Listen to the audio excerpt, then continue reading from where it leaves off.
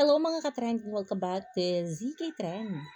Marami pa rin taga-suporta ni na Donnie at Belle ang talaga namang nag-aabang na sa bawat ayuda ng Don Belle na nasa Thailand ngayon. Sobrang tahimik nga ng Team Donnie at Team Belle ngayon sa social media, kaya naman ay marami nga ang na-miss na ang dalawa.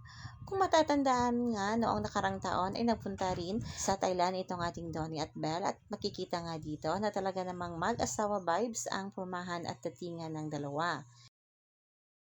At marami ring bula ang natuwa na mag-post nga itong si RJ De La Fuente ng mga larawan ni Belle na napakaganda. At syempre itong ating Belinda ay napapost na rin habang nasa Thailand, na kung saan nga pinost niya one of her favorite o outfit sa Shein.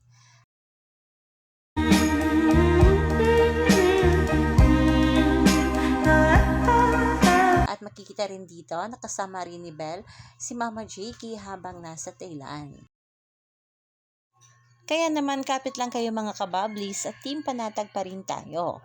Panigurado naman na sobrang ini-enjoy nga ni na Donnie at Belle ang kanilang quick getaway habang nasa Thailand.